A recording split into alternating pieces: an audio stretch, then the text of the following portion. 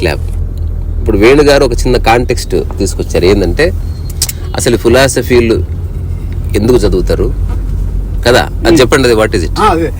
అంటే మనిషి ఈ ఫిలాసఫీ ఎందుకు చదువుతాడు అనేది యాక్చువల్గా కూర్చొని అంటే అదే తనకి మెయిన్ ఏంటంటే యాక్చువల్గా ఈ చదవడానికి కూడా కారణం ఆ మనిషి అంటే ఏంటో తెలుసుకుందాం, జీవితం మనం నెక్స్ట్ ఎలా గడపాలి ఏంటి.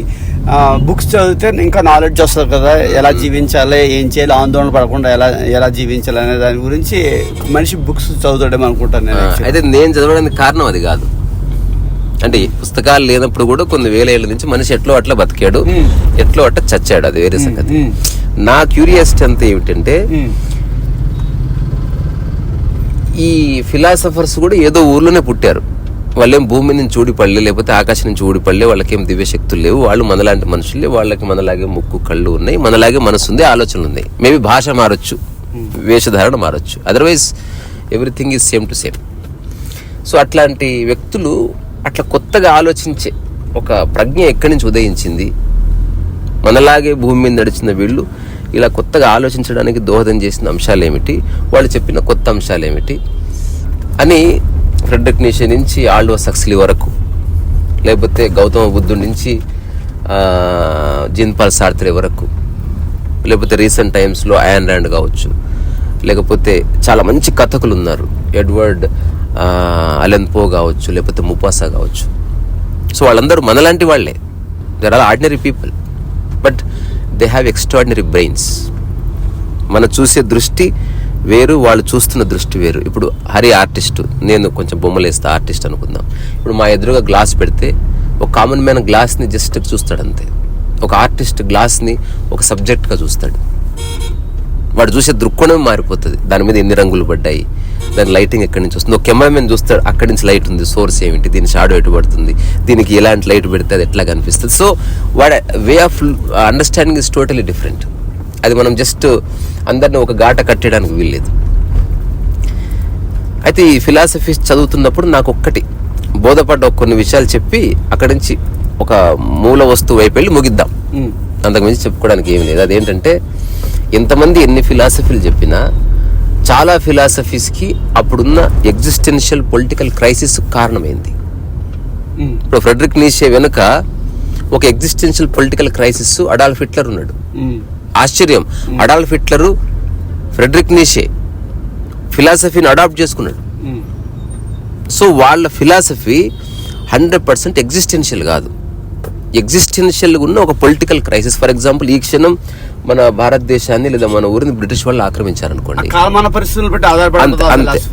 అది కొన్ని ఫిలాసఫీలు ఉన్నాయి. ఇంకొందరు కాలమాన పరిస్థితులకు అతీతమైన ఫిలాసఫీలు చెప్పారు. దానికి వాళ్ళకి అప్పుడున్న ఎగ్జిస్టెన్షియల్ పొలిటికల్ సిస్టమ్ సపోర్ట్ చేయాల్సిందే.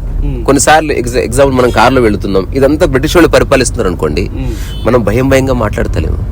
ఒకవేళ బ్రిటిష్ వాళ్ళు గనక కారులో వెళుతూ వీడియో చేస్తే కనుక కేసు అవుతుంది. అంటే ఇప్పుడు మనం అది చేస్తుంది అతిపెద్ద క్రైమ్ అన్న భావన మన మైండ్ లో ఉంటది. అప్పుడు మనం మూలకి ఇక్కడ కింద పడుకొని ఎక్కడో తెలియకుండా మొబైల్ దాచిపెట్టి రికార్డ్ చేస్తాం. ఎవరన్నా వచ్చినా కూడా ఎలా అబద్ధాలు చెప్పాలి, ఎలా తప్పించుకోవాలి, అట్లా ఒక ఇంటెలిజెన్స్ పుడుతుంది. ఒకవేళ సమస్యలే లేవనుకో మనిషి, అయినా కూడా మనిషి ప్రశాంతంగా జీవించడం లేదన్న చోట నిజమైన ఆధ్యాత్మిక తత్వాలు పుట్టాయి.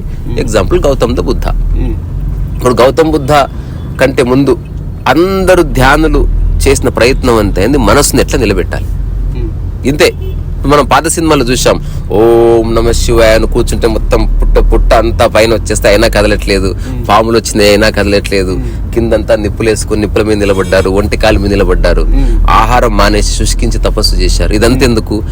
ఇట్లా శుష్కించుకుంటే తప్ప మనసు నిలబడదు. ఎందుకు? దానికి ఒక ప్రామాణికమైన ఎగ్జాంపుల్ ఉంది. ఈ క్షణం బ్లేడ్ తీసుకుని మీ తొడ మీదకి వస్తే మీ మైండ్ వచ్చి అక్కడ ఉంటుంది.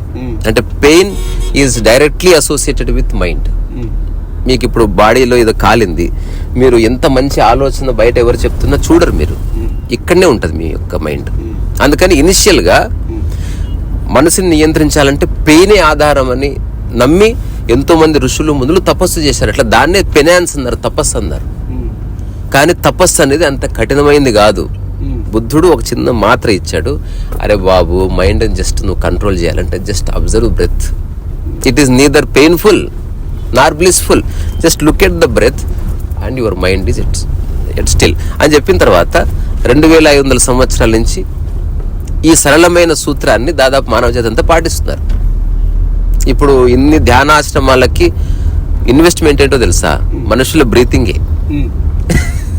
సో శ్వాస మీద ఇంత వ్యాపారం ఉంటుందని బుద్ధుడు అనుకుని ఉంటాడు. Everywhere breath is the just ఇక్కడ ఏంటంటే యాక్చువల్గా ఇప్పుడు ఈ ఫిలాసఫీ వాడిది చదివి వీడి అంటే దీంట్లో రకరకాల కొన్ని ఆ కాలమాన పరిస్థితులు అనుకూలంగా ఉంటాయి. వీడు చూపించింది కొంత ఉంటుంది యాక్చువల్గా. దానివల్ల ఒక సామాన్యుడు ఎలా కన్ఫ్యూజ్ అవుతున్నాడు అంటే యాక్చువల్లీ ఏది కరెక్టో తెలియక తలబద్దలు కొట్టుకుంటాడు యాక్చువల్గా. ఇది తెలియక దాంట్లో కొన్ని ఏమో ఈ మంత్రాలు జోడిస్తారు, కొన్ని ఏమో ఇది జోడిస్తారు, అది జోడిస్తారు, లేదా కొన్ని ఏమో అతీంద్రియ శక్తులు, లేకపోతే ఇవి ఉన్నాయి అంటారు. దాంతో ఏంటంటే వీడికి ఇది రైటా అది రైట్ ఇది రైటా ఏది తెలియక ఆడు కుట్టుమిట్టాడు నరకం చేసుకుంటాడు జీవితాన్ని.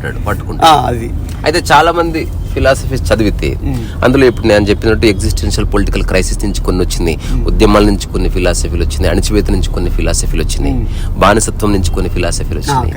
అంటే నేను బతకాలి, ఇప్పుడున్న సమాజంలో నేను ఒక మనిషిగా బతకాలి అన్న చోట ఒక కొత్త తత్వం పుట్టింది. అట్లా బతకడానికి సూత్రాలు ఏంది అన్నది ఫిలాసఫీ లేని. అయితే నాకు ఇట్లాంటి ఇంపోజిషన్ ఉన్న ఫిలాసఫీస్ కాకుండా ఇన్ జనరల్ మనిషి అప్పుడున్న ఎగ్జిస్టెడ్ సమాజంలో నువ్వు జస్ట్ నీకు 10వ తరగతి వయసు వచ్చింది, నువ్వు చూస్తున్నావు అందరూ బ్యాగులు పట్టుకుని ఆఫీస్కి వెళ్తున్నారు. ఇప్పుడు నీలో తెలియకుండా ఈ షాడో పడుతుంది, ఏదో రోజు నువ్వు బ్యాగ్ పట్టుకుని వెళ్ళాలి, ఇదే జీవితం అని ఒక ధారణ వస్తుంది. ఇట్లాగే అందరు ఉంటారు. ఇప్పుడు మా ఊర్లో జస్ట్ యుక్త వయసు రాగానే ఇద్దరు పెళ్ళన్న చేసుకోవాలి, కిరాణా షాప్ పెట్టుకోవాలి, టీచర్ జాబ్ అన్న తెచ్చుకోవాలి, లేదా వాళ్ళ ఫాదర్ రన్ చేసే బిజినెస్ రన్ చేయాలి, లేదా కుల వృత్తి చేసుకోవాలి. ఇంతకు మించి బియాండ్ గా మనిషి థింక్ చేయడమే లేదు. అంతే అంతే అంతే. ఇప్పుడు ప్రతిరోజు ఉదయం నిద్ర లేస్తాను ఒక ఊర్లో అందరూ గోడ గుద్దుకుంటున్నారు అనుకో, పిల్లవాడు వెళ్ళి గుద్దుకుంటాడు, అది నిజమా కాదా తెలియదు. ఇట్లాంటి వాళ్ళ మధ్యన మొట్టమొదటిసారి ఒకడు వెరీ రేర్లీ వాడికి అనిపిస్తుంది వీళ్ళందరూ ఇట్లా వెళ్తున్నారు కదా, కాసేపు ఆగి చూద్దాం. ఇలా వెళ్ళడం వల్ల వీళ్ళు పొందుతున్న అంతిమ లక్ష్యం ఏది? బికాస్ మనం ఏం చేసినా అల్టిమేట్ కోసమే. ఇప్పుడు రోజంతా కష్టపడి డబ్బు సంపాదించేది నేను ఫైనల్ గా బాగుంటాను, ఇల్లు కట్టుకున్నది జీవితకాలం హాయిగా ఉంటాను, ఒక 1000 రూపాయల బట్టలు కొంటే నా ప్రయాణం అంతా బట్టల వల్ల ఇబ్బంది ఉండదు, ఏదో ఒకటి నేను ఈ అమ్మాయిని పెళ్లి చేసుకుంటే ఈ అమ్మాయి వల్ల నాకే ఇబ్బంది ఉండకూడదనే, ఇబ్బంది ఉండాలని ఎవడేది చేయడు. సో ఎవడైనా నిలబడి గమనిస్తే అట్లాంటి వాళ్ళ నుంచి జీవన విధానాలు పుట్టినాయి. ఓహో ఇలా జస్ట్ ఉద్యోగం చేయడం వల్ల నీకేం విముక్తి రాదు. నేను చూశాను కళ్ళతో దూరం నిలబడి, ఎన్నో కోట్లు ఉన్నా కూడా వాళ్ళు ఆనందంగా లేరు. మరి ఏమీ లేకున్నా ఆనందంగా ఉండాలంటే ఏం చేయాలి? నేను నరేంద్ర మోదీ ఇండియా టుడే కాంక్లేవ్లో ఒక మాట చెప్పాడు ఓపెనింగ్. ఏమన్నాడంటే, నేను ఎంతో మంది డబ్బున్న దరిద్రుల్ని చూశాను, ఎంతో దరిద్రం అనుభవిస్తూ ఉన్న సంపన్నుల్ని చూశానని చెప్పాడు. ఇది ఎట్లా చెప్పాడు? ఇది గనక రాహుల్ గాంధీ చెప్తే కిక్ రాదు, నరేంద్ర మోదీ చెప్పడం వల్ల. ఎందుకంటే నిజంగా దరిద్రంలో పుట్టాడు కాబట్టి, దాని నుంచి కంప్లీట్ సంపన్నం వైపు వచ్చాడు కాబట్టి, ఈ రెండింటి మధ్యన ఉన్న ఆ కంప్లీట్ ఒక రొమాన్స్ ని ప్లేని చూశాడు కాబట్టి ఆ స్టేట్మెంట్ ఒక డెప్త్ ఉంటుంది. అనుకుంటే నేల మీద పడుకోగలడు, లేదా ఒక జెట్ ప్లేన్ లో హాయిగా రెస్ట్ తీసుకోగలడు. అంటే రెండింటి మధ్యన ఇరుక్కుపోలేదు, ఎనీథింగ్ ఈజ్ ఓకే. సో ఇక్కడి నుంచి ఫిలాసఫీ పుడుతుంది. అంటే ఏం చేస్తే నీ లైఫ్ ఫర్దర్ గా సింప్లిఫై అవుతుంది, ఇంకా ఫర్దర్ గా సింప్లిఫై అవుతుంది. ఎంత సింప్లిఫై అయిపోవాలంటే అసలు నేను భూమి మీద బతుకుతున్నా అన్న భావన కూడా ఉండదు, అంత సింప్లిఫై అయిపోవాలి. ఇది ఫిలాసఫీ యొక్క మూల సూత్రం. ఇంకా చెప్పాలంటే స్పిరిచువల్ ఫిలాసఫీ యొక్క మూల సూత్రం. మిగతా పొలిటికల్ ఫిలాసఫీలు లేకపోతే ఏదో ఒక ఇష్యూ బేస్డ్ ఫిలాసఫీలు అవి వేరు. అవి ఒక ప్రాంతానికి లేకపోతే ఒక కాలానికి ఒక ఎరాకి సంబంధించిన ఉంటాయి. కానీ కొన్ని ఫిలాసఫీలు, ఫర్ ఎగ్జాంపుల్ చువాన్సు కావచ్చు, లావోత్సు కావచ్చు, యూనివర్సల్ ఫిలాసఫీస్. బుద్ధుడు చెప్పింది universal, it is nothing to do with any ఎరా. అప్పుడు చెప్పాడు కాబట్టి ఇప్పుడు వర్కౌట్ కాదు. అట్లాగే కొన్ని రిలీజియన్స్ ఉన్నాయి, అవి ఒక ఎరాకి సంబంధించినవి, ఇప్పుడు ఫిట్ అవ్వట్లేదు, చస్తున్నారు. వాటిని బ్యాలెన్స్ చేయలేక చస్తున్నారు. అప్పుడు చెప్పిందేమో ఫైనల్ వాక్యం అని చెప్పారు, కానీ ఇప్పుడున్న సమాజానికి అది ఎంత అనుకున్నా సెట్ అవ్వట్లేదు. కానీ బుద్ధుడు చెప్పింది కొన్ని లక్షలు ఏం లేదా సెట్ అవుతుంది. Observe breath, your mind will be controlled. ఇంకా లేదు. అయితే ఇప్పుడు ఆ తర్వాత రమణ మహర్షి లాంటి వాళ్ళు వచ్చారు, అంతకంటే సింప్లిఫై వర్షన్ ఇచ్చారనమాట. అంటే అట్లీస్ట్ శ్వాస మీద ధ్యాస అని కూడా చెప్పలేదు ఆయన ఒకానొక పోలీస్ ఎంక్వైరీలో చెప్పాడు. ఆయన మీద పోలీస్ ఎంక్వైరీ అయింది. అదేంది ఈ ఏరియా మీరు కబ్జా చేశారా అని అడిగితే అసలు ఏ ఏరియా కబ్జా చేయలేదు, ఏ ఏరియా నాది కాదు, ఈ కొండ మీద కోత ఎట్లా ఉంటుందో నెమలి ఎట్లా ఉంటుందో అట్లనే ఉంటుందో అని చెప్పాడు. మరి ఆశ్రమం మీ పేరుతో ఉంది, రమణ అంటే నేననే ఏమిటి, అది ఒక పేరు అంతే, నాకేం సంబంధం అన్నాడు. ఇప్పుడు ఆశ్రమ కార్యనిర్వాహాధికారి అని చెప్పుకుంటుంది ఎవరైనా కావచ్చు, వేరే ప్రపంచం దృష్టిలో ఆయన నా తమ్ముడు, నాకు తమ్ముడు లేడు అన్నలేడు, అందరు మనుషులే. వాళ్ళు కనుక వెళ్ళిపోమంటే ఇక్కడున్న జనాలతో పాటు నేను వెళ్ళిపోవాల్సి వస్తుంది. నేను ఉన్న చోట చుట్టుపక్కల ఆశ్రమం కట్టారు కానీ నా కోసం ఆశ్రమం కట్టలేదు, అది నా భావన. వాళ్ళు నా కోసం కట్టారు అనుకుంటే వాళ్ళ అజ్ఞానం. ఇంత క్లియర్ గా ఒక సింప్లిఫైడ్ వర్షన్ చెప్పాడు. తర్వాత ఆధ్యాత్మికత అర్థమైంది అని ఎట్లా తెలుసుకోవచ్చు అనే దానికి మనకి ఓన్లీ ఏమన్నా హిందూ స్పిరిచువల్ కాంటెక్స్ట్ లో ఉన్నది. ఇప్పుడు దేవాలయానికి వెళ్తే బాగుంటది, ప్రశాంతంగా ఉంటది. ఎందుకు బాగుంటది అనే దానికి ఒక సైంటిఫిక్ రీజన్ ఉంది, ఎవడన్నా క్రాస్ చెక్ చేసుకోవచ్చు. ఏదైతే స్థిరంగా ఉంటుందో ఆ స్థిరంగా ఉన్న దాని సమక్షంలో మన మైండ్ స్థిరమవుతుంది. ఎక్కడ అలజడి ఉంటుందో అక్కడ మన మైండ్ ఉంటే అలజడి అవుతుంది. అందుకే 10 మంది కొట్లాడుతుంటే మీరు డిస్టర్బ్ అవుతారు. 10 మంది ప్రశాంతంగా నిద్రపోతుంటే మీరు మెల్లగా పిల్లగా నడుచుకుంటూ వెళ్ళి నిద్రపోతారు. ఆ టైంలో ఎవరు అరిచి గంతు లేరు, ఎందుకంటే ఇట్ ఈస్ ఆల్ రెసిప్రోకల్. ఒక మిర్రర్ ఇమేజ్ ఈ ప్రపంచం అంతా మీకు. సో మనిషి ఎదుటి వ్యక్తి మనిషి ప్రశాంతంగా గుసగుసలాడితే మీరు గుసగుసలాడతారు, అంత ఇంపాక్ట్ చేస్తుంది. సో దేవాలయంలో ఉన్న ఒక మూల విరాట్ ప్రశాంతంగా ఉంది అక్కడ. రెండో జస్ట్ రాయి అని మనం అనుకోవట్లేదు, దాంట్లో మనం ఒక ప్రాణ ప్రతిష్ఠ చేస్తున్నాం, దాంట్లో ప్రాణాన్ని నింపుతున్నాం మనం. అది నింపేది ఎవడు? మళ్ళీ మనిషే. తన మనసులో రకరకాల కర్మకాండలన్నీ చేసి ఒక రకమైన మనమే రాసుకున్న ఆగమ శాస్త్రాలను అనుగుణంగా అలా చేసి ఇప్పుడు ఇందులో ప్రాణం నిండింది, ఇప్పటి నుంచి దీనికి మనం శాంక్టిటీ ఇవ్వాలని మనమే అనుకుంటున్నాం. రీసెంట్ గా రామ మందిర్ ప్రాణ ప్రతిష్ఠ జరిగింది, మనిషే చేశాడు. బొమ్మ చేసింది మనిషే, కోర్టు కేసు గెలిచింది మనిషే, కేసులు వేసింది మనిషే. దేవుడికి ఏ సంబంధం ఉండదు. సో ఒకానొక భావనని అందరూ అంగీకరించి అందరూ గౌరవించే ఒక భావనకి మనం రెస్పెక్ట్ ఇచ్చి దాంట్లో నింపుతాం. నింపిన తర్వాత ఇప్పుడు ప్రపంచంలో రాజ్యాలు మారచ్చు, ప్రభుత్వాలు మారచ్చు, లేకపోతే సునామీలు రావచ్చు, భూకంపాలు రావచ్చు, ఏం జరిగినా ఒక్కటి మారబోవడం లేదు. అది రామాలయంలో ఉన్నటువంటి ఆ విగ్రహం 1 ఇంచు జరగదు. తిరుపతి దేవస్థానంలో ఉన్న ఆ మూల విరాట్ వెంకటేశ్వర స్వామి విగ్రహం 1 ఇంచు జరగదు. ఏం జరిగినా పోనీ భూమంతా సర్వనాశనమైంది, మళ్ళీ మనిషి ఆవిర్భవిస్తే అది మళ్ళీ పూజలు అందుకోబడుతుంది. బికాస్ అది ఎటర్నిటీ కోసం స్థాపించబడ్డది, మిగతాదంతా కదులుతుంది. సో ఎప్పుడైతే శాశ్వతంగా ఒకటి స్థిరంగా ఉందని తెలిసిందో ఆ క్షణంలో నువ్వు శాశ్వత స్థిరత్వాన్ని అనుభవిస్తావు. ఇది మనిషికి తెలియకుండా జరిగేది.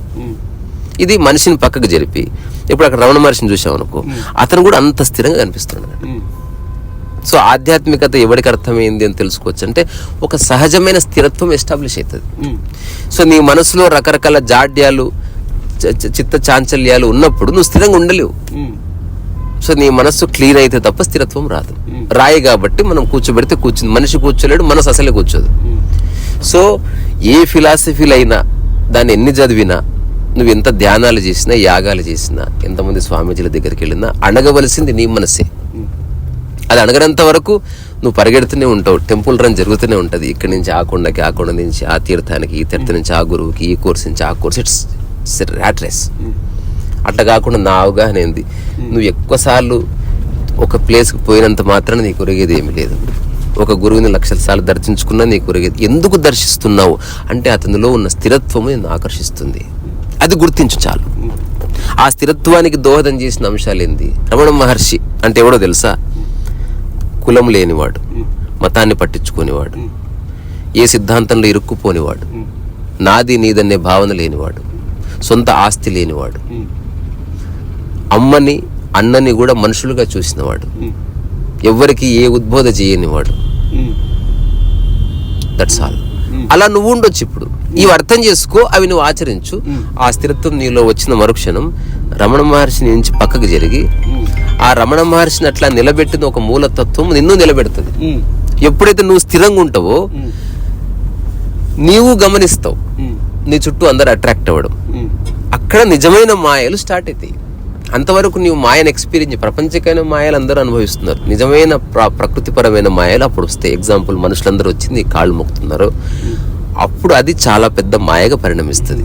అప్పుడు కూడా నువ్వు స్థిరంగా ఉండగలిగితే ఇక ఏ మనస్సు, ఏ ఆలోచన, ఏ మనిషి, ఏ డబ్బు, ఏ ప్రశంస, నీ స్థిరత్వాన్ని ఎంత కూడా కదిలించదు అని తెలిసిపోతుంది నీకే. ఇంకా ఆ తర్వాత you are free from everything. అందరి మధ్యనే ఉంటూ, అందరితో పనులు చేసుకుంటూ, అందరితో మాట్లాడుతూ, అవసరమైతే పెండెత్తుతూ, అవసరమైతే విమానంలో ప్రయాణం చేస్తూ, doesn't matter. You are beyond any kind of disturbance. ఫిలాసఫీలు ఎన్ని చదివినా, ఎంతమంది గురువుల దగ్గరికి పోయినా ఖచ్చితంగా ఈ స్థితికి వస్తేనే నీ యొక్క ఆధ్యాత్మిక ప్రయాణము ఎండ్ అయ్యి నువ్వు స్థిరంగా మారుతావు. నువ్వు స్థిరంగా మారినంత వరకు నువ్వు ఎన్ని సాధనలు చేసినా వృధా. స్థిరంగా మారాలంటే ఏ పుస్తకాలు అక్కర్లే. ఆ స్థిరంగా ఉన్న వ్యక్తి ఏవేవి లేని కారణంగా స్థిరంగా ఉన్నాడో గుర్తిస్తే సరిపోతుంది. అంతకుమించి ఏమీ లేదు. ఇప్పుడు పుస్తకాల వల్ల ఎట్లా తెలుస్తుంది? ఒకటి స్థిరంగా ఉండడానికి ఎగ్జాంపుల్, ఒక బిల్డింగ్ స్థిరంగా నిలబడ్డది. కారణం ఏంది? దీనికి పుస్తకాల ఆన్సర్ ఎక్కడ అంటే పిల్లర్స్ బాగున్నాయి, ఏవో 5-6 రీజన్స్ దొరుకుతాయి. ఆర్టిక్ నడితే చెప్తాడు. నెక్స్ట్ నీ బిల్డింగ్ స్థిరంగా ఉండాలంటే 5-6 నియమాలు పాటిస్తూ కట్టు. Everything will be all right. మీ టాక్స్లో జస్ట్ మీ టాక్స్లో అంటారు కదా, వెళ్ళేటప్పుడు నేను నేలను చూస్తానని నడుస్తాను కానీ వ్యక్తులను చూడను, దేన్ని చూడను అంటారు కదా. అది ఎందువల్ల అలా చేస్తారు? అంటే మన సెన్సెస్ అనేవి ద్వారాలు అన్నమాట. మీకు 5 ద్వారాలు ఉంది ప్రత్యక్షంగా, పరోక్షంగా మరో 5 ద్వారాలు ఉంది. ఈ 5 ద్వారాలు జస్ట్ కిటికీ ఓపెన్ చేసి పెడితే దుమ్ము వస్తుందా లేదా? అట్లా మీరు ఓపెన్ చేసి పెడితే దుమ్ము వస్తూనే ఉంటుంది లోపలికి. దుమ్ము వస్తానే ఉంటుంది. నోరు ఓపెన్ చేస్తే దుమ్ము లోపలికి వెళ్తుంది, ముట్టుకుంటే కొంత దుమ్ము లోపలికి వెళ్తుంది. మీరు ఆల్రెడీ దానికి అతీతంగా ఉన్నారు కదా, అందుకు మీరు చూసినా పర్వాలేదేమో. చూడవలసింది చూడాలంతే. చూస్తే పర్వాలేదని చెప్పి అన్నిటిని చూస్తే ఎట్లా?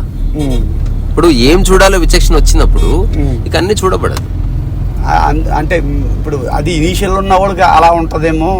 అంత జ్ఞానం తెలిసిన తర్వాత, జ్ఞానోదయం అయిన తర్వాత కూడా మనం క్యాజువల్గా చూసుకుంటూ వెళ్ళిపోతే కూడా అటువంటివి ఎప్పుడు వస్తానే ఉంటాయి, మన మీద ఇంపాక్ట్ చూపిస్తుంటాయి అంటారా? మరీ ప్రత్యేక సందర్భము, ఒక అనివార్య స్థితి అయితే ఓకే, కానీ కావాలని చూడడం ఎందుకంటే, అంటే మీరు రోడ్డు మీద వెళ్తూ కూడా కింద చూసుకుంటూనే వెళ్తాను అనుకుంటే అది నాకు అక్కడ అది అంటే అవసరం లేదు.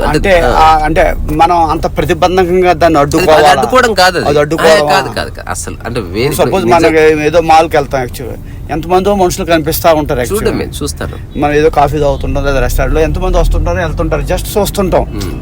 మనం ఇప్పుడు ఈ కారు వెళ్తుంటే చూస్తుంటాం, ఇంకో కారు వెళ్తుంటే చూస్తుంటాం, ఇది ఇంకో కలర్ లో ఉంటుంది, అది ఇంకో కలర్ లో ఉంటుంది. యాక్చువల్గా మనం చూస్తూ ఉంటాం, దాని మీద మనకి ఏముంటది, వీళ్ళు అలా వెళ్ళారు, అలా ఎలా వెళ్ళారు అది. కానీ అది దాన్ని అడ్డుకోవడం లేదా కిందకు చూడడం అన్నది అది మీరు అన్న దాంట్లోనే ఆన్సర్స్ ఉంది. 2 పద్ధతులు ఉంది దాన్ని. ఇప్పుడు నాకు ఏ పని లేకపోతే ఊరికే చూస్తా, పని ఉన్నప్పుడు, పని లేనప్పుడు నేను చెప్పేది పని ఉన్నప్పుడు. ఇప్పుడు నేను ఒక వర్క్ మీద వెళ్తున్నా, ఇక మిగతా దాన్ని పట్టించుకోను. ఓకే. ఇప్పుడు కొన్ని సంవత్సరాలు తైచి వాక్ ప్రాక్టీస్ చేసిన షాపింగ్ మాల్స్ లోని అన్ని చూడవలసి ఇప్పుడు చూస్తున్నాం, చుట్టుపక్కల తలెత్తి ఏది తీసుకోవట్లే. అది కరెక్ట్. అంటే నియంత్రణ ఏమీ లేదు. ఇప్పుడు ఇక్కడ వెళ్తూ ఏదో ఉత్తరం రాస్తున్నా, ఇక మిగతా అన్నిటిని పట్టించుకోకుండా ఉండవలసిందే. అది ఓకే. మనం ఏదైనా పని చేస్తుంటే దాని మీద 100% ఫోకస్ చేసి అంటే నీ సెన్సెస్ ని అది కరెక్ట్ అంటే అనవసరంగా ఓపెన్ చేయకూడదు అంతవరకు. ఇప్పుడు దానికి ఈ డోర్ లాంటిదే, అదే చూడడం తప్పి దాని మనసుకి మాత్రం ఏం తీసుకోకూడదు, అస్సలు తీసుకోవద్దు. అది అవసరమైంది ఖచ్చితంగా తీసుకోవాల్సింది. అంటే ఇప్పుడు నీకు ఏం కావాలో తెలిసినంత వరకు ఏ సమస్య లేదు. మనం బెంచ్ కారు చూసినా లేకపోతే ఇండో కారు చూసినా ఒకే దృష్టితో చూడడం తప్పించి ఇది అంతే. దాంతో పాటు యూనిక్నెస్ దానికి ఉంది గుర్తించడం కూడా అనుకోవడం అంతే, అంతవరకునే. అంటే ఒక మూర్ఛా స్థితిలో బ్లాంకెట్ స్టేట్మెంట్ నేను వేస్తలేను. అంతే. బెంచ్ కారు ఒకటి, సైకిల్ ఒకటి అట్లా కాదు. బెంచ్ కారు యూనిక్కే, సైకిల్ యూనిక్కే. అంతే. ప్రయాణం అంటూ చేయవలసి వస్తే ఏది ఉన్నా నేను దాంతో పాటు ప్రయాణం చేస్తాను, కానీ బెంచ్ కారు లేనందుకు బాధపడను అన్న ఒక లైట్ అంతే. ఇంకా ఇప్పుడు ఎటు వెళ్తున్నాం? యాదగిరి గుట్ట వైపు. ఏదైనా మంచి పాట చెప్పండి, పాడతా. మీరు హరివేళతోటి 2 times పాడారు యాక్చువల్గా. అది ఆ రెండాట్లో మీరు 2 పాడితే నాకు ఇంకా బాగుంటుంది. ఏదది? ప్రకృతి మధ్య 2 పాటలు పాడారు. ఆ పెద్ద కొండ ఎక్కిన తర్వాత 1, 2 వేమనది కూడా. అది మస్తు, అది మీరు పాడాలి. అది నాకెంత ఫస్ట్ నేను విన్నప్పుడు నాకైతే కన్నీళ్ళు వచ్చేసినాయి. అందులో కొన్ని డైలాగులు ఉంటాయి. అసలు మీరే అంటే వేమన కసువులో కూర్చుంటాడు, మట్టిలో కూర్చున్నప్పుడు అభిరాముడు వస్తాడు. సినిమానే కావచ్చు కానీ ఎంత బాగా రాశారు డైలాగ్. ఆ ప్రకృతిలో పాడారు మీరు అది. ఓకే. సో ఇది అందరికీ బుద్ధి చెప్పవలసిన మీళ్ళే ఇట్లా పామరత్వంలో పడితే ఎట్లా అంటాడు అభిరాముడు. అంటే అప్పుడు అతను అంటాడు, పామరత్వంలో పడ్డం లేదు అభిరామ్, మొట్టమొదటిసారి దాని నుంచి మేలుకుంటున్నా అంటాడు. అంటే జస్ట్ అభిరాముడు చూస్తున్న దానికి ఉల్టా మాట్లాడుతున్నాడు అనమాట. ఇప్పుడు ఎలాగో చావు తప్ప అంటే మీ అన్నగారు ఇప్పుడు చెరసాల్లో ఉన్నారు, అతన్ని విడిపించే పని చూడకుండా ఏమిటండి ఇట్లా కసువులో కూర్చోడం అంటే, ఇక్కడ అందరూ బందీ అయ్యే ఉన్నారు, ఎవరి స్వేచ్ఛ వాడు చూసుకోవాల్సిందే గాని అంటే ఇదెక్కడి పనికిరాని మెట్ట వేదంతా పట్టుకుంది మీకు. చేయవలసిన పని వదిలేసి బంగారం కూడా తయారు చేసి అన్ని వదిలేసి వచ్చి కూర్చున్నారు. అప్పుడు వేమని ఏమంటారంటే, ఎంత ప్రయత్నించినా అంటే ఇప్పుడు ప్రపంచంలో ఉన్న బంగారం అంతా పోసినా కూడా మరి నా చనిపోయిన నా కూతురు వస్తుందా అంటే బంగారం వృధానే కదా, తను ఎక్కడ పోయింది అంటే ఇది అర్థం చేసుకోవాల్సిన విషయాలు కాదు. చాతగాని వాడు ఎలాగో చావు వస్తుందని తెలిసి ముందే ఉరిపెట్టుకోవడం ఏంది అంటే అప్పుడు వేమన్ అనే డైలాగ్ ఉంటుంది. అది నేను ఫస్ట్ టైం బస్ లో ఎక్కడ వస్తున్నప్పుడు చూస్తే నాకు ఎంతో ఏడుపు వచ్చేసింది. బాధ వల్ల కాదు, ఎంత కరెక్ట్ ఉంది అందులో, అంటే సత్యానికి ఎంత దగ్గర ఉంది. అంటే ఎంత ప్రయత్నించినా చావు మరుపుందకు రావడం లేదు. అంటే నాకు బాగా ఇష్టమైంది చనిపోవడం వల్ల ఇప్పుడు నాకు చావు భయం కలుగుతుంది. అంటే అది నన్ను వెంటాడుతుంది. అంటే నేను తిన్నా ఏం చేసినా ఇలాగూ మరణిస్తాను. ఇప్పుడు నెక్స్ట్ వచ్చేది ఆ పాట. ఆ తర్వాత మళ్ళీ గురువును కలిసి అంటే ఆ ఒక్క ఎపిసోడ్ అసలు బా అంటే ఇన్ని తెలుగు సినిమాలు చూసాను కానీ అంత టెరిఫిక్ గూస్ బంప్స్ వచ్చి నాకు ఎప్పుడు కలగలేదు. అది నాకు అది మళ్ళీ తరుహీన జలహీన నిర్జీవ నిర్వేల మరుభూమి ఏ బుద్ధిశాలి భావించెను సాంద్రాంధకార బంధుర దుర్గమారణ్య సీమల ఏ మహాశక్తి కల్పించెను ఆకాశచుంబి మేఘాశ్లిష్ట హిమచూడ శైలాలి ఏ మహాశిల్పి కల్పించెనో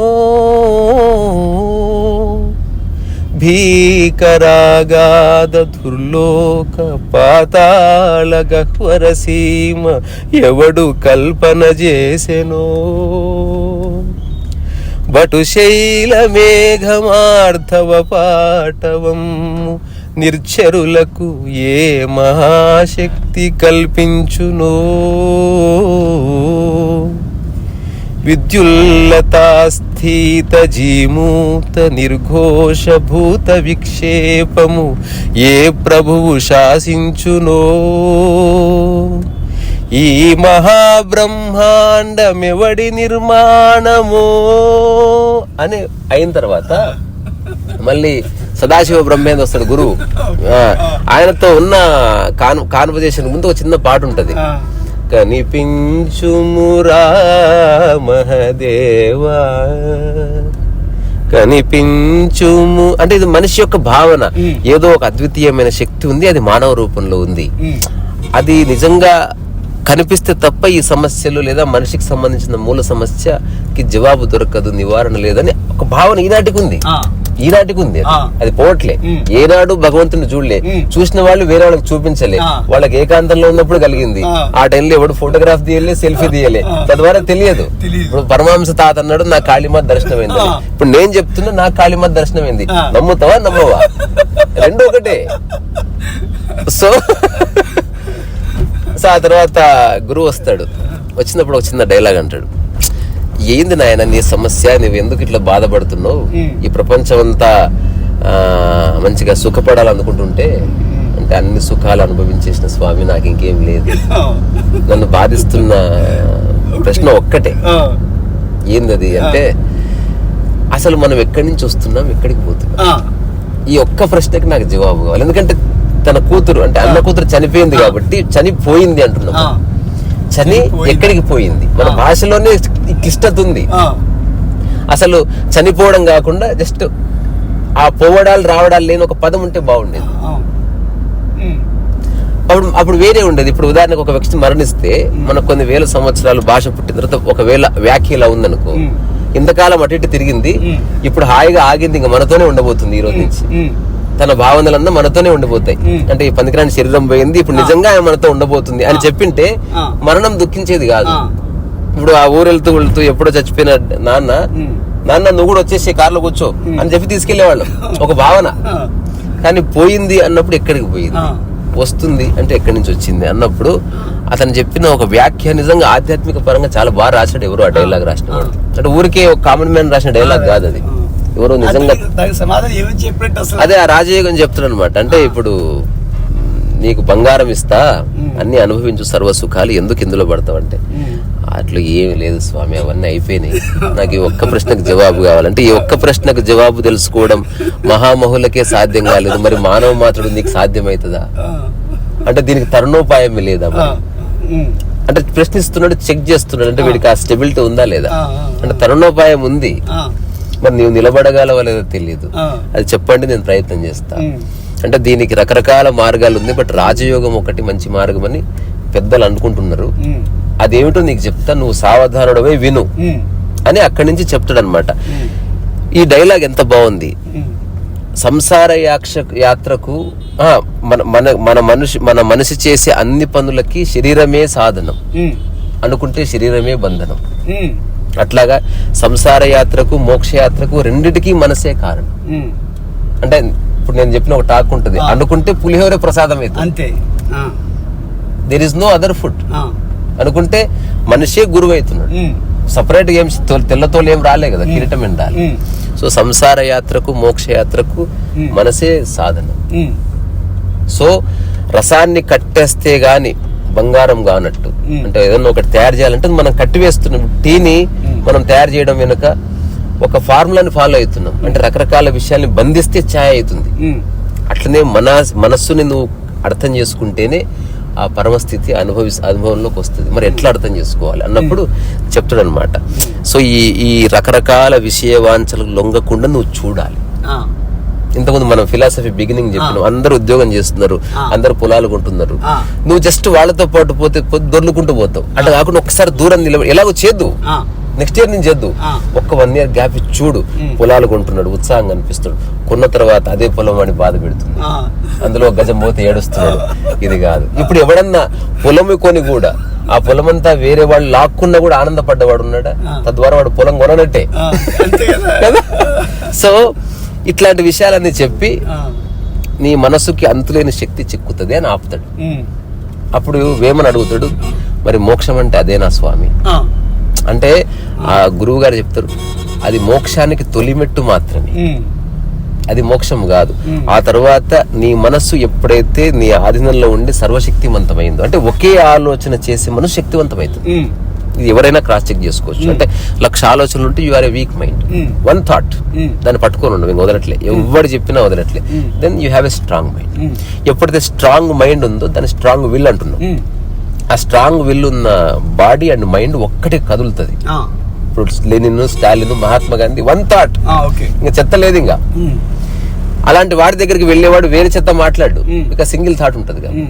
అట్లాంటి మైండ్ గనక నీలో ప్రతిష్టాపన జరిగితే ఆ మైండ్ కి అంతులేని శక్తి కలిగి ఎన్నో వండర్స్ జరగడం స్టార్ట్ అయింది ఆ మైండ్ ద్వారా. కానీ 99% మంది ఆ మాయల వలలో పడతారు అన్నమాట. ఇప్పుడు నువ్వు ఒక గొప్ప శక్తి ఏర్పడ్డది, హఠాత్తుగా నువ్వు గురువు రూపం దాల్చిన, నీళ్ళకి ఎవరెవరో డబ్బులు ఇస్తున్నారు, ఎవరో దండలు ఇస్తున్నారు, విచక్షణ పోయి వాటిని లాక్కోవడం స్టార్ట్ అయింది. మెల్లగా you are following into the trap. Traps వస్తాయి, ట్రాప్స్ వస్తాయి. ఇప్పుడు మీరే నాకు కొంత డబ్బు ఇచ్చారు, తెలిసి ట్రాప్, నేను ఖచ్చితంగా ఎరుకలో ఉండవలసింది. ఇప్పుడు రేపు ఎవరో డబ్బు ఇచ్చారు, 10వ రోజు ఇంకెవరిని ఇస్తారేమో అని స్టార్ట్ అయింది. మెల్లగా ఎవరు ఇయ్యలేదు, ఎలా చేస్తే ఇస్తారన్న ఆలోచన వస్తుంది. ఇదంతా మళ్ళా నీ మైండ్. అంటే కత్తి టమాటా తరడానికి ఉపయోగపడుతుంది, పీక కూడా తరడానికి ఉపయోగం, అంటే ఎలాగైనా ఉపయోగం. అట్లాగే నీ ఇంటెలిజెన్స్ కూడా హఠాత్తుగా నెగిటివ్ ఇంటెలిజెన్స్ గా మారిపోతుంది. ఇట్లాంటి మాయలు అందరూ పడతారు. ఇట్లా రకరకాల మాయలు వచ్చినా కూడా నువ్వు వాటి బారిన పడకుండా, ఆ మాయలంటే ఏమిటి? డబ్బు రావచ్చు, పేరు ప్రఖ్యాతులు రావచ్చు, శృంగారం రావచ్చు, ఈ 3 అంటారు కదా, కామిని కాంచన. అంతే. సో వీటి మాయల పడకుండా అప్పుడు కూడా సుస్థిర చిత్తంతో నువ్వు ధ్యానిస్తే, అంటే ఆ టైంలో కూడా చూడగలంటే ఇట్లా అమ్మాయి వచ్చింది, బ్రెస్ట్ చూపించింది, తన నగ్న శరీరాన్ని నీ మీద పరిచింది, చూస్తున్నావు. ఆ టైంలో నీ బాడీలో వచ్చే స్పందనతో సహా చూస్తున్నావు. చూడడం అంటే చూడడమే. ఎవరు బంగారం మీద పోసాడు, దాని ధనాభిషేకం కనకాభిషేకం బట్టి చూస్తున్నావు. You are unaffected. అలా చూడగలిగితే మెల్లగా పోసేవాడు వీటిలో ఏ రియాక్షన్ లేదురా బాబు అని వెళ్ళిపోతాడు. అమ్మాయి డాన్స్ చేసి చేసి చేసి ఏ స్పందన లేకుండా వెళ్ళిపోతాడు. ఎప్పుడైతే జనాలు ఎంతమంది ప్రైజ్ చేసినా ఏ స్పందన లేకుండా ఉంది, అతనిలో ఎలాంటి ఎక్స్ప్రెషన్ లేదు, ఆపేస్తారు. బికాజ్ రెస్పాన్స్ లేకుండా ఎవడేమి చేయడు. పేషెంట్ చచ్చిపోయినాక ఏ సూది ఇవ్వబడదు, because there is no response. అట్లా నువ్వు నో రెస్పాన్స్ అంటే ఉపేక్షతో ఉండి చూడగలిగితే అప్పుడు నీకు తెలుస్తుంది అటువంటి ఒక నిర్మలమైన మనస్సున్న ఒక స్థితిలో, అంటే ఇవన్నీ దాటిన తర్వాత, ఇవన్నీ దాటాలంటే కొన్ని ఏళ్ళు పడుతుంది కాదు, ఫ్యూ మినిట్స్ లో జరగచ్చు, ఒక 1 month లో. అంటే ఎంత తక్కువ కాలము ఎంత ఎక్కువ కాలం అనేది ఇంపార్టెంట్ కాదు, కానీ జరగచ్చు. ఇలానే జరుగుతాయి ఖచ్చితంగా, నేను చెప్తున్నా. It will all happen. అంటే నీకు ప్యూరెస్ట్ మైండ్ వస్తున్నప్పుడు నీ లైఫ్ లో కామన్ మ్యాన్ ఎక్స్పీరియన్స్ చేయని ఎన్నో విషయాలు వస్తాయి. అది కామన్ మ్యాన్ తెలియదు. అప్పుడే డిస్టర్బెన్స్ ఉంటది. ఇది ఎలా ఉంటదంటే, ఆల్రెడీ చెత్త ఉన్న ఒక డంప్ యార్డ్ ఉంది, ఎవడో చెత్త వేస్తే తెలుస్తుందా? మీరు చెప్పండి. ఒక డంప్ యార్డ్ ఉంది, చాలా చెత్త వేశారు, ఇప్పుడు మీరు ఇంత చెత్త తీసుకుపోయి వేశారు, గుర్తుపట్టడం తెలియదు. అంటే చెత్తలో చెత్త తెలియదు. కానీ బంకింగ్హామ్ ప్యాలెస్ ఉంది, మీరు వెళ్ళి ఆ కేసునే తెలిసిపోతుంది.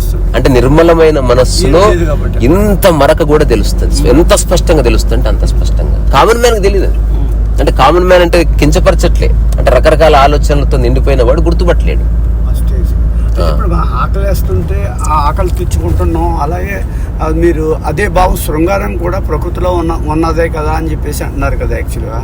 అవును. అప్పుడు ఈ స్థితికి రావాలంటే దాన్ని కూడా అక్కడ అన్ని దాన్ని దేనన్నా చూస్తానే ఉండాలి కదా. ఇంకప్పుడు దాంట్లో 2 ఉన్నాయి. ఇప్పుడు ఆకలిని చూడమని ఎప్పుడు చెప్పలే, ఆకలిని తెచ్చుకోమంటున్నారు. ఎందుకు తెచ్చుకోమన్నారు? ఈ శృంగారాన్ని కూడా బాడీకా లేకపోతే మనసుకా, 2 కలిప లేకపోతే ఏంటన్నది ఓకే, అది నీట్ కాదు కదా. కాదు, కానీ ఆ శృంగారం అనే దాంట్లోనే ఒక కండిషన్ ఉంది. ఆకలి మీరు పుట్టిన క్షణం నుంచి ఉండి మరణించే వరకు ఉంది కాబట్టి అది మీ అస్తిత్వం యొక్క స్వభావం. ఇందులో డౌట్ లేదు. శృంగారం మధ్యలో వస్తుంది కాబట్టి మధ్యలో పోవలసింది. రైట్. ఇప్పుడు శృంగార భావన ఉంది అంతవరకే. సో పరిపూర్ణంగా అనుభవించిన వాడు పరిపూర్ణంగా వదిలేస్తాడు శృంగారాన్ని. ఇప్పుడు నేను చెప్తున్నా, నేను ఎక్సలెంట్ ఎక్స్పీరియన్స్ చేసిన సెక్స్ ని, తద్వారా నాకు దాని మీద యావ లేదు. ఒక అమ్మాయి అందంగా ఉంటే అందాన్ని మాత్రమే చూస్తా, దాని అట్లా అనిపించదు నాకు. I experience her beauty. అందాన్ని చూడడం అంటే మళ్ళీ ఊరికే చెట్టు అందంగా ఉంది చూడడం అంతే, దాని ఆర్టికులేషన్ ఉంది, కార్ ఎంత చక్కగా ఉంది అంతే తప్ప వల్గారిటీ కారు చూసిన అట్లా గలీజ్ బాగుంది బ్యూటిఫుల్ అంతే అంతవరకు. Because I have a beautiful brain. Right, you are correct. Vulgar brain అంటే వల్గరిటీ చూడబడుతుంది. అరే ఈ జనాలు ఒక చెట్టు ఇట్లా కాండం ఉండి ఇట్లా ఓపెన్ అయినా కూడా సెక్స్ చూసేవాళ్ళు ఉన్నారు అందులో. అంటే అట్లాంటి దరిద్ర మైండ్లు కూడా ఉన్నాయి. సో ఇట్లా ఏ మరకలు లేని మనసు ఏర్పడుతున్న కొద్దీ ఎన్నో మరకలు తెలుస్తాయి. అప్పుడు ప్యూరిటీ చెత్తలో తెలియదు. అట్లా పరిపూర్ణమైన మరకలు లేని ఒకనొక ప్రశాంత మస్తిష్కంలో నువ్వు నిలబడితే అక్కడ తెలుస్తుంది తత్వమసి అని. అంటే నువ్వు నేను ఒకటే. అప్పుడు ఆ గురువు చెప్తాడు, నువ్వు నేను ఒకటే, తద్వారా చనిపోయిన ఆమె నీవు ఎవరో కాదు ఒకటే, తద్వారా ఎవరు ఎక్కడికి రావడం లేదు పోవడం లేదు, నువ్వే, అది నువ్వే, that is you. So Neem Karoli Baba life లో కూడా ఒక చిన్న ఎక్స్పీరియన్స్. అదే నాకు మళ్ళీ ఏ పుస్తకంలో కనబడలే అంత ప్రొఫౌండ్. రిచర్డ్ ఆఫ్లెట్ అని అతని శిష్యుడు, అందరికి ధ్యానం చేయమని చెప్పేవాడు, అతనికి చెప్పేవాడు కాదు. కానీ నీమ్కర్లీ బాబాకి ఎంతో ఇష్టమైన వ్యక్తి అతనే. అతను హార్వర్డ్ లో ప్రొఫెసర్ సైకాలజీలో. సో నీమ్కర్లీ బాబా దగ్గరికి వచ్చే కంటే ముందు అతను వాళ్ళ మదర్ చనిపోయింది అమెరికాలో. ఆ తర్వాత ఎంతో డబ్బు ఉంది, అంతుంది, యంగ్ ఫెలో, కానీ లైఫ్ లో తృప్తి పోయింది, ఏదో మిస్ అయింది సార్. ఆ తర్వాత డ్రగ్స్ కి అడిక్ట్ అయిపోయాడు. ఎంతో మంది గురువులను దర్శించాడు, ఎంతో బక్వాసన అయిపోయింది. ఇంకొక టైంలో మీకు నిరాశ వచ్చేస్తుంది, ఏ వద్దులేరా ఇప్పుడు సినిమాలు చూసి అమ్మో వద్దులే అని ఒక ఫీలింగ్ వచ్చేస్తుంది. అప్పుడు శివదాస్ అని ఒక అతను పరిచయం ఉండి, ఇండియాలో కైంచిలో నీమ్కర్లు ఉంటాడు, ఒకసారి రా పోదాం. అప్పుడు అతను చెప్పాడు, ఎవడైనా ఏం బిక్తాడు, పోగానే డబ్బుల్లా కాసేపు బాగుంటది, ఆ తర్వాత మెల్లగా దందా స్టార్ట్ అవుతుంది, ఆశీర్వాదాలు, కాళ్ళు ముక్కడాలు. చూసిన వాడు ఎట్లా అంటాడు. అయితే అతను అన్నాడు, అన్ని చూసావు కదా, ఇది కూడా చూడు ఒకసారి, ఊరికే రా, నా కోసం రా, ఏం ఎక్స్పెక్ట్ చేయదు, వాడు దొంగనే ఉండొచ్చు, ఊరికే చూడు, అట్లీస్ట్ ప్రయాణం చేసినట్టు ఉంటది. సరే బయలుదేరి ఫస్ట్ నేపాల్లో ఆగారు. నేపాల్లో తనకు ఒక కాటేజ్ ఇచ్చారంట. ఇది ఎగ్జాక్ట్ తన వర్బాటిన్ నేను చెప్తున్నా తెలుగులో, ఇంత కూడా కలిపి చెప్పట్లే. ఒక కాటేజ్ లో ఎవ్వరు లేరు. అక్కడి నుంచి వెళ్ళాలి కైంచికి, హిమాలయస్ అంటే ఇక్కడ దైనిటాల్ ఎక్కడో ఏదో కింద ఒక ఏమంటారు గెస్ట్ హౌస్ లాంటిది, ఒక్కడే ఉన్నాడు నైట్. ఎవ్వరు లేరు. ఎవరు లేకపోతే మీరు మాట్లాడతారా?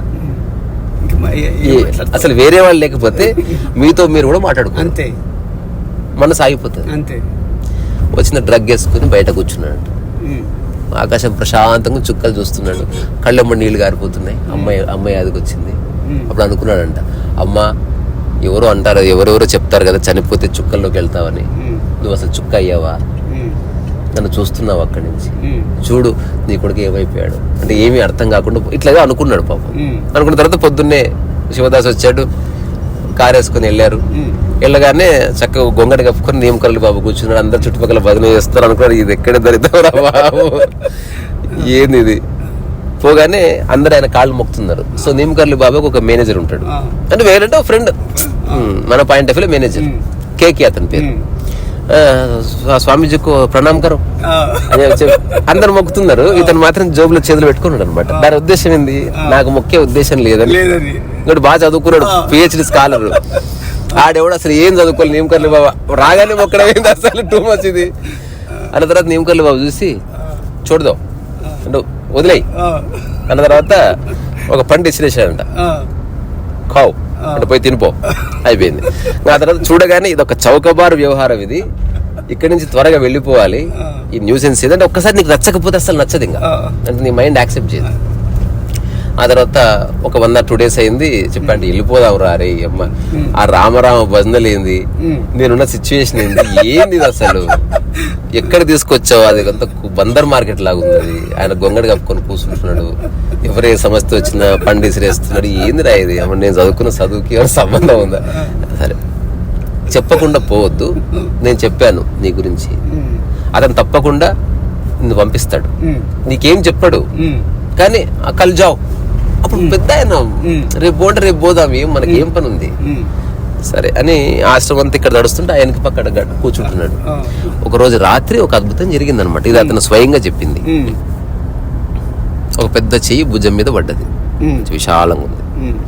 చూస్తే నీమకర్లు బాబా మంచి ఇట్లున్నాడు మనిషి, ఇట్లా దగ్గరికి లాక్కున్నాడు. లాక్కొని ఒక చెవులో మాట చెప్పాడంట, మీ అమ్మ నక్షత్రం అయింది, నిన్ను చూస్తుందిలే అన్నాడంట. కథం దిమ్మ తిరిగిపోయింది. ఎందుకంటే ఆ మాట తను ఎవరితో చెప్పలే, అంతకు ముందు రాత్రి తన మనసులో అనుకున్నది. సో నా మనసులో అనుకున్నది ఇతనికి ఎట్లా తెలిసిపోయింది.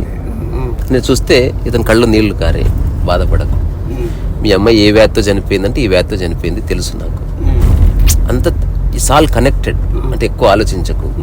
అప్పుడు రిచర్డ్ ఆర్ఫ్లెట్ అంటాడు, ఒక సైకాలజీలో నేను పిహెచ్డి చేసిన వాడిని, నాకు మనసు తెలుసు అనుకున్నా, ఇప్పుడు తెలుస్తుంది నాకేమీ తెలియదని. నేనేమీ చెప్పకుండా నేను నిన్ను అనుకున్నది చెప్పగలిగాడు కాబట్టి నా సిచ్యువేషన్ అంతా తనకు తెలిసిపోయే ఉంటది. తద్వారా నా మైండ్ ఫ్రీ అయిపోయింది. వెళ్ళి పడుకోపో అన్నాడంట, వెళ్ళి పడుకున్నాడు అంతే. కొన్ని గంటలు నిద్ర లేవలేదు. ఆ తర్వాత ఈ ఒక్కటి చెప్పి ముగిస్తా, అంటే ఇదంతా చిన్న ఉపోద్ఘాతం రిచర్డ్ ఆర్ఫ్లెట్ కి. ఆ తర్వాత నేను స్వామి రామదాస్ అయ్యాడు. రీసెంట్ గా ఉన్నాడో తెలీదు, పెరాలసిస్ వచ్చింది. సచ్ ఏ బ్యూటిఫుల్ మ్యాన్, మీరు ఎప్పుడన్నా వినండి. అంటే ప్యూర్ ఇంగ్లీష్ ఉంటది, బట్ వినొచ్చు, చాలా మంచి వ్యాఖ్య ఉంటది. ఈయన డ్రగ్ వేసుకుంటాడు ఒకసారి, ఎందుకంటే ఈయన సమక్షంలో వేసుకోవట్లే, ఎక్కడెక్కడ వెనక వేసుకొని మళ్ళీ వస్తున్నాడు. ఒకసారి ఇలా వేసుకుంటుండగా చూశాడు, క్యా హే ఓ లావ్ అన్నాడు. ఇప్పుడు ఇతనికి అంత తెలుసు కదా, అందుకని బ్లఫ్ చేయడానికి లేదు. ఆ ఫోటోగ్రాఫ్ ఇప్పటికి ఉంది ఇంటర్నెట్ లో, ఆ టైంలో తీసిన ఫోటో. ఇది ఓపియం డ్రగ్, ఇది వెరీ ఎఫెక్టివ్, దేదో ముజే అన్నాడు. వద్దు అంటే ఇది చాలా డేంజరు, అరే దేదో అని ఆ డబ్బా తీసుకున్న తర్వాత ఏమైతుంది ఇది అంటే నాలాంటి ఒక స్ట్రాంగ్ బిల్ట్ ఉన్న పర్సన్ వేసుకుంటేనే 2 రోజులు తిప్పుతుంది, అంటే 2 రోజులు దాని ఇంపాక్ట్ ఉంటుంది. మీరు ఫ్రాజైల్గా ఉన్నారు, వీక్ ఉన్నారు, మీకు చెప్పేటంతటి వాడిని కాదు, మీకు అంతా తెలుసు అని నాకు తెలుస్తుంది, కానీ ఇది తెలియదేమో. నా మాట విని వేసుకోవద్దు మీరు. క్యా హోతా వేసుకున్నాడు, ఒకటి కాదు ఒకటే సూట్ 2 రోజులు ఉన్నాడు కదా, 2-3 వేసుకున్నాడు.